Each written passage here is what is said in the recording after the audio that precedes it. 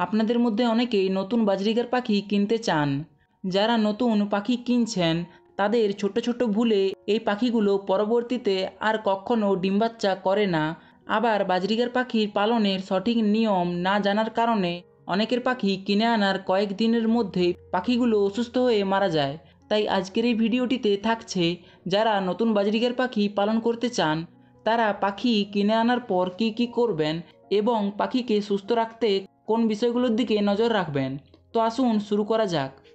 Number 1, বাসস্থান। শখের বশে নতুন পাখি কিনে এনে আপনারা কী করেন, হরেক রকম ডিজাইনওয়ালা এবং বিভিন্ন সাইজের খাঁচা কিনে আনেন। এই হরেক রকম ডিজাইনওয়ালা খাঁচা একটা পাখির ডিম বাচ্চা করার জন্য পর্যাপ্ত সুযোগ সুবিধা দিতে পারে না, আর পাখি এতে ভালোভাবে থাকতেও পারে না। তাই আপনি যদি পাখিকে দিয়ে ডিম বাচ্চা করাতে চান এবং চান যে তারা সুস্থ সবল থাকুক, তাহলে তাদেরকে একটা সঠিক সাইজের খাঁচা দিতে হবে।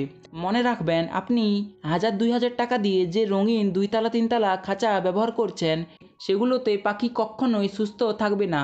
পাখিকে সুস্থ রাখতে চাইলে এবং ডিম বাচ্চা করাতে চাইলে তাদের খাঁচার ন্যূনতম সাইজ 18x12 হতে হবে।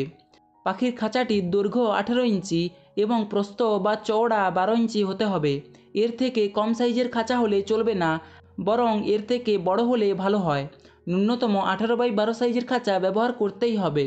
এটা না করলে পাখির ওড়াউড়ি বা ব্রিডিং কোনোটাই হবে না। নাম্বার 2, পাখির খাবার। অনেক মানুষই আছেন যারা পাখিকে শুধুমাত্র ধান খাইয়ে থাকেন, আবার কেউ কেউ শুধু চীনা বা ক্রাউন দিয়ে থাকেন। তো এরকমটা করলে কখনোই পাখি ডিম বাচ্চা করবে না, পাখি অসুস্থ হয়ে যাবে।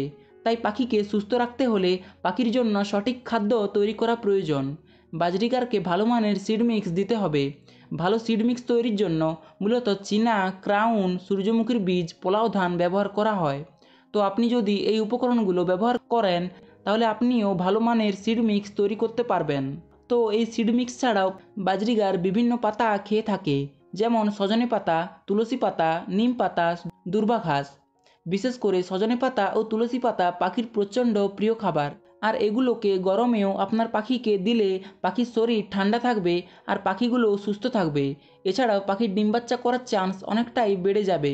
আপনি আপনার পাখিকে সপ্তাহে 3 থেকে 4 দিন এই সবুজ শাকসবজিগুলো দিতে পারেন। 3 নাম্বার, পাখিকে সুস্থ রাখতে চাইলে এবং ব্রিডিং করাতে চাইলে ক্যাটেল ফিশ বোনের ব্যবহার করতে হবে। এই ক্যাটেল ফিশ বোন পাখির শরীরে ক্যালসিয়ামের ঘাটতি পূরণ করে। আসলে পাখির দৈনন্দিন খাবারেও কিছু প্রোটিন বা ভিটামিন এবং ক্যালসিয়ামের ঘাটতি দেখা যায়। এছাড়াও পাখির শরীরে ডিম তৈরির জন্যে ভিটামিন এবং ক্যালসিয়ামের দরকার হয়। তো এর জন্যই মূলত আপনি পাখির খাঁচায় ক্যাটেল ফিশ বোন দিয়ে রাখবেন। এতে করে পাখি সুস্থ থাকবে আর পাখি ভালোভাবে ডিম বাচ্চা করতে পারবে।